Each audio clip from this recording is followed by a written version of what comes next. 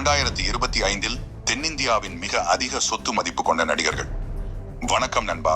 இந்த வீடியோவில் நம்ம தென்னிந்திய சினிமா உலகத்தின் மிகச் சிறந்த நடிகர்களின் சொத்து மதிப்பை பற்றி பார்க்க போகிறோம்.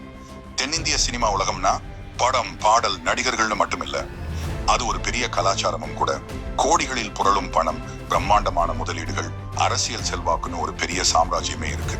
இந்த உலகம் வெறும் சினிமாவை தாண்டி பல துறைகளில் பரவி இருக்கிறது. 2025 அதிக சொத்து மதிப்பு கொண்ட நடிகர்களின் பட்டியல்.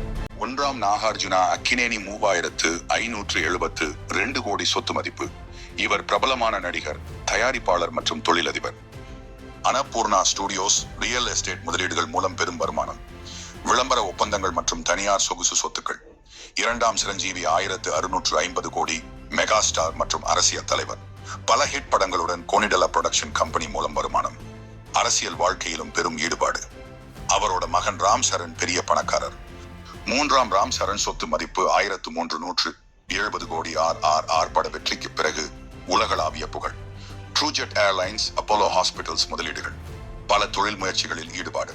4ஆம் கமல்ஹாசன் 600 கோடி, பிரபல நடிகர், இயக்குனர், தயாரிப்பாளர். ராஜ்கமல் பிலிம்ஸ் இன்டர்நேஷனல் மூலம் பெரும் வருவாய். மக்கள் நீதி மையம் தலைவராக அரசியல் வாழ்க்கையில் செயல்படுகிறார். 5ஆம் ரஜினிகாந்த் 500 கோடி, இந்தியாவின் உயர்ந்த சம்பளம் உள்ள நடிகர்களில் ஒருவர். தனியார் ரியல் எஸ்டேட் முதலீடுகள் மற்றும் விளம்பர ஒப்பந்தங்கள்.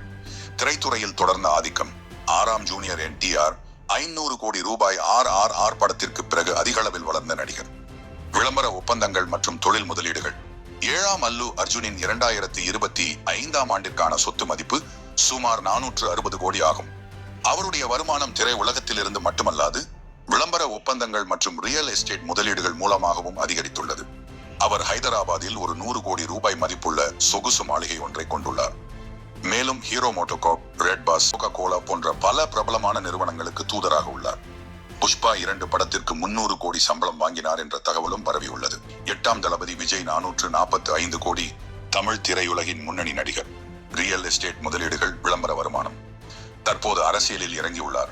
9வது அஜித்குமார் சுமார் 350 கோடி சொத்து மதிப்பை கொண்டுள்ளார்.